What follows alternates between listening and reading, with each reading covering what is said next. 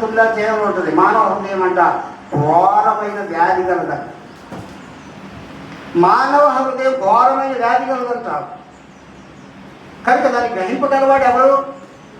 మన హృదయంలో ఉన్నటువంటి పరిస్థితులు, మనకున్నటువంటి పరిస్థితులు, మన తలంపులు, మన ఆశలు, మన కోరికలు మనకే తెలుస్తాయి. ఎదుటి వ్యక్తికి తెలియదు. అందుకని ఎదుటి వ్యక్తిని మనం ఒక లెక్కలు వేసుకోవడానికి మనకి తెలియదు కనుక దేవుడి వాక్యం ఏముంటుందంటే మానవ హృదయము ఘోరమైన వ్యాధి కలది, దాన్ని గ్రహింపగలవాడు ఎవడు? లోపల ఎవరు కూడా నిన్ను నన్ను లెక్క వేసుకోలేరు. నువ్వు ఎలా ఉంటావో నీకు తెలుసు, నేను ఎలా ఉంటానో నాకు తెలుసు. కానీ దేవుని వాక్యం దగ్గరికి వచ్చినప్పుడు, దేవుని సన్నిధికి వచ్చినప్పుడు, దేవుని వాక్యపు వెలుగులో నిన్ను నన్ను తడిమి చూసుకున్నప్పుడు ఆయన ముఖకాంతిలోనంట చక్కగా నోట 91 అంటాడు మోషే, దేవా నీ ముఖకాంతిలో నా రహస్య పాపాలు కనబడుచున్నది. ఎక్కడ కనపడుతున్నాయి అంట?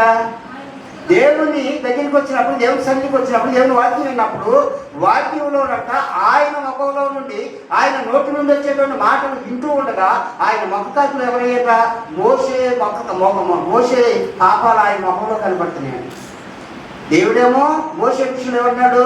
మోషే నా ఇల్లంతట్లో నమ్మకస్తుడు, భూమి మీద మోషే లాంటి సాధికుడు మరొకరు లేనట్టు. మరి ఇది నాన్న నీవు నేను మనం ఏమనుకుంటున్నావు? నా వరకు నేను మంచోడినే అనుకుంటున్నానా? నీ వరకు నువ్వు మంచోడివే అనుకుంటున్నావా? దేవుని వెలుగులోకి వచ్చినప్పుడు దేవుడే సర్టిఫికెట్, దేవుడే చెప్పినటువంటి ప్రతి మాటకు ఇక్కడ మోషే ఏమంటున్నాడంటే దేవుని ముఖకాంతిలో నా రహస్య పాపాలు కనబడుచున్నాయి. ఎక్కడ కనబడుతున్నాయి? దేవుని దగ్గరికి వచ్చినప్పుడు, దేవుని వాక్యం విన్నప్పుడు, వాక్యపు విలువను గ్రహించినప్పుడు మోషే ఏమై ఉన్నాడు అనేటువంటిది ఎక్కడ కనపడుతుందండి?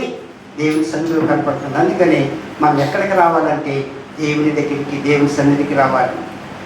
మనలో ఉన్నటువంటి లోటుపాట్లను తీర్చేది దేవుని సన్నిధి, ఎరుకలను పూడ్చేది దేవుని సన్నిధి, ఆశీర్వాదం ఇచ్చేది దేవుని సన్నిధి.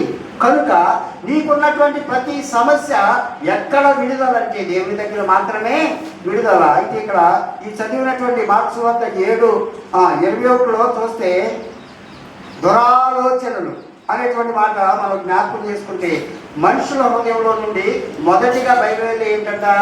దురాలోచనలు అంట. ఈ దురాలోచనలు అనేటువంటి ఆలోచన చేస్తే కొన్నిసార్లు మనం ఎంతో ప్రేమగానే ఉన్నట్టుగా ఎదుటి వ్యక్తి మనతో స్నేహం చేస్తున్నటువంటి